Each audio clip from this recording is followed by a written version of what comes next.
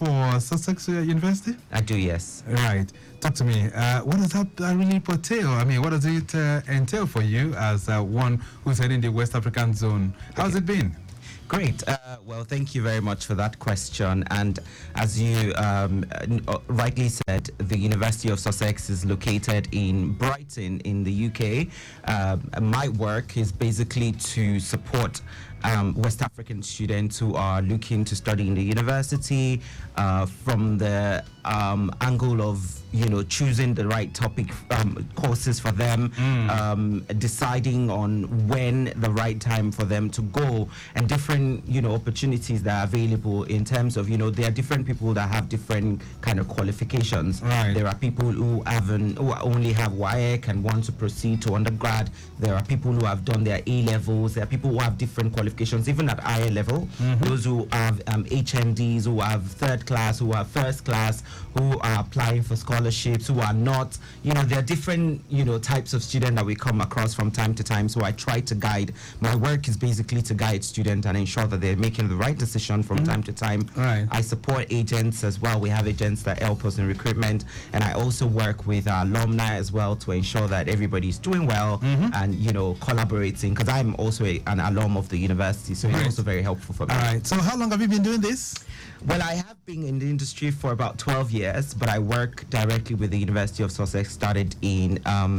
I started at the on this particular role in 2018, so that's about 6 years now. Right. So you actually went through that school, right? So you have a whole lot of experience behind you as it relates to study in Sussex, right? Yes. So how is it? Talk to my listeners this morning about that university, really. What makes it unique?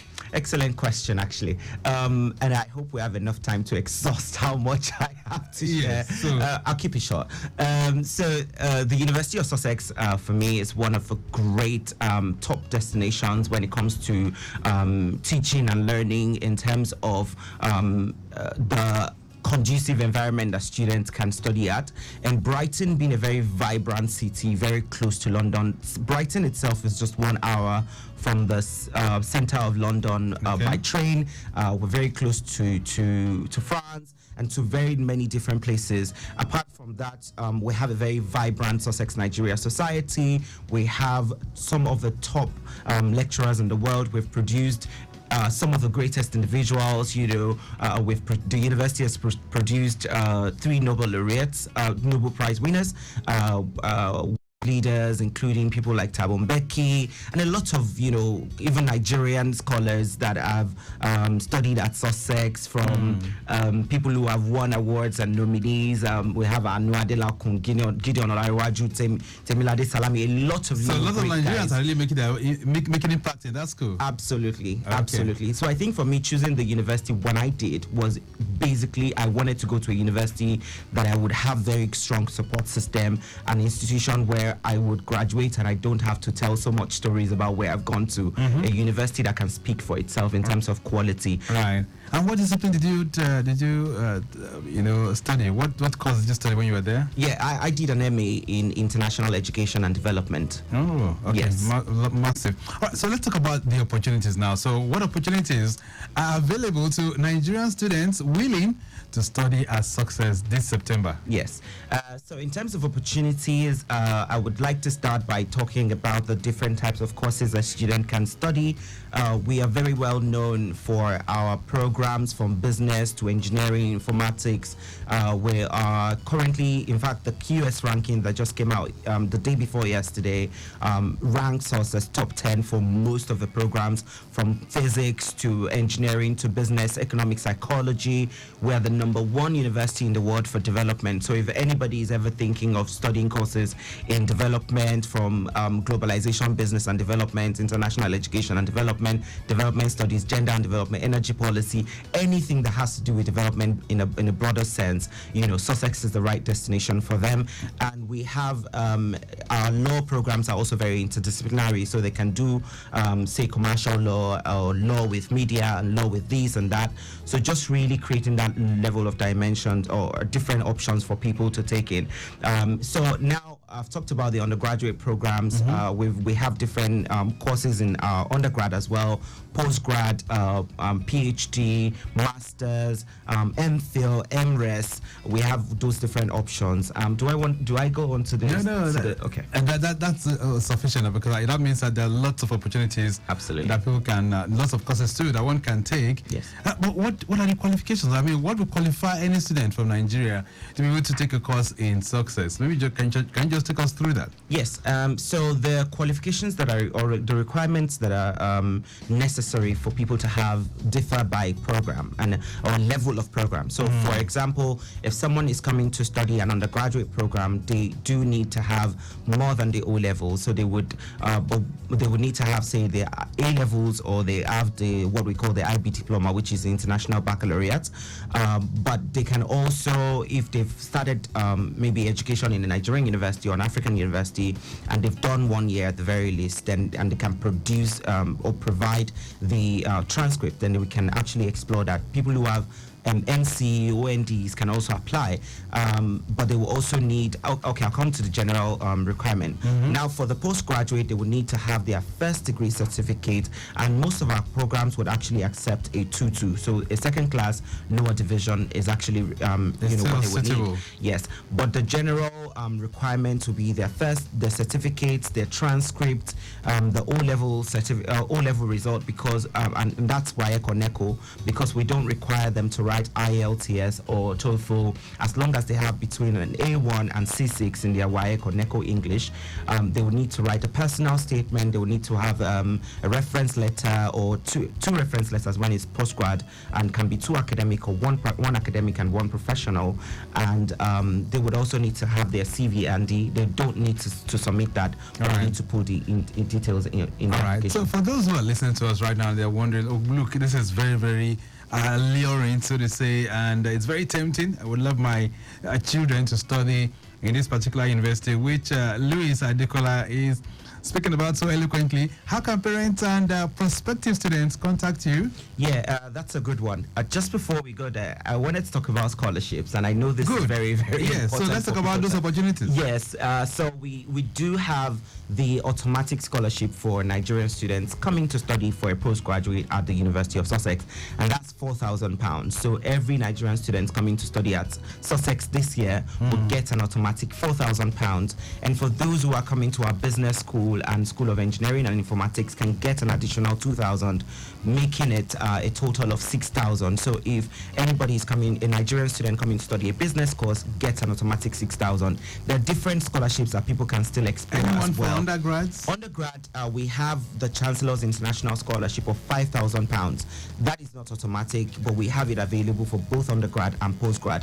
They can apply for it as long as well as other scholarships that will be available. Right. So I'll proceed to the question you asked about. Yeah, so what's the criteria for applying for that one? I mean, if one is to apply for it. Yes, so for the undergrad requirement, they would need to have a very strong A-level certificate, or if they have maybe studied in a Nigerian university, they need to have maybe, for those who have done OND, for example, they need to have like a distinction, or if they have an upper credit, they can apply for that, or those who have A-levels and all that need to have good grades. Or probably the year one in university? Yes. Is that possible? Yes, as long as they have very good, results to back that up. And for the postgraduate one as well, they also need to have a 2-1 and above. And the application process is very seamless. Once they've submitted the application for a course, then they only need to go to the site to apply for the scholarship. And it's just really putting in their applicant ID number and writing a short essay on why they should be selected. That's 150 words. Pretty much very simple. All right. Yeah. Okay then. So that's a very contact. Yeah. So how can they contact you? Yes. So I'll give up my phone number, which is also very active on WhatsApp. So if anybody wants to call me or send me a message on WhatsApp, the phone number is 0814-830-3207. Sorry, 0814-830-3207. I'll take that one more time and then I'll give email. 0814-830-3207, and the email address is west.africa@sussex.ac.uk. Excuse me, west.africa@sussex.ac.uk. Okay. West.africa at Sussex.ac.uk. Do I still spell that out? Just yes, maybe you should do that. yes. So it's WEST dot, and that dot is full stop. So WEST dot AFRICA For Africa? yes. At SUSSEX.ac.uk. All right. Yeah. Okay, so with that, you'll be able to connect with Yeah. Sussex, and then you can have the best of education, especially this September this year. I'm sure you have so many Nigerian students in that particular institution as we speak. Yes. What's the Currently, population? yeah, currently I think Sussex is also regarded as the most international university in the UK, with over 120 countries represented in our student and staff strength. And currently we have over 600 Nigerian students studying at Sussex. Like I mentioned, 600? Yeah, over 600 at the moment. Wow. Maybe even more, actually. Yes, and we have a very vibrant Sussex Nigeria society. There's a particular link that I would like to give out as well. Let's have that link. So there's a link. This link actually provides a lot of information I've curated specifically for this interview. So if you're listening, please check on the website. It's a short link. So bit.ly/Sussex Traffic Radio.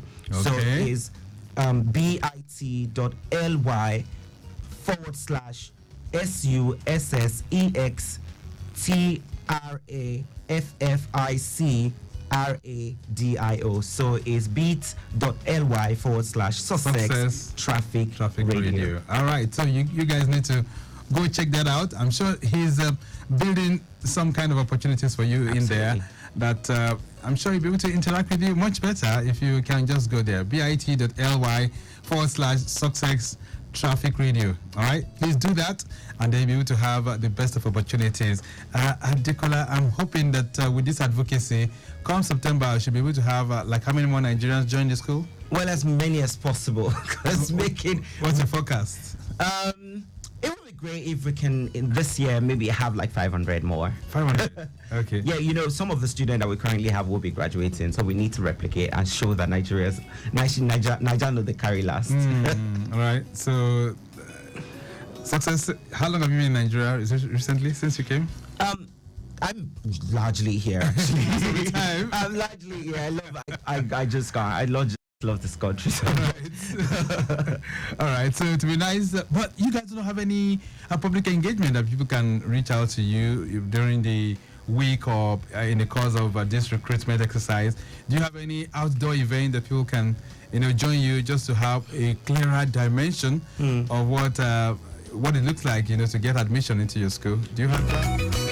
That is a brilliant question. At the moment, I'm not doing any physical event this week or the week next, but next month definitely, because we have some faculty members coming from our School of Media Arts and Humanities and from the School of Education and Social Work as well. So people should look out for that. And if you want to get more information, they can always contact me. And right now, I respond to emails, and of course, we'll take calls to answer any questions.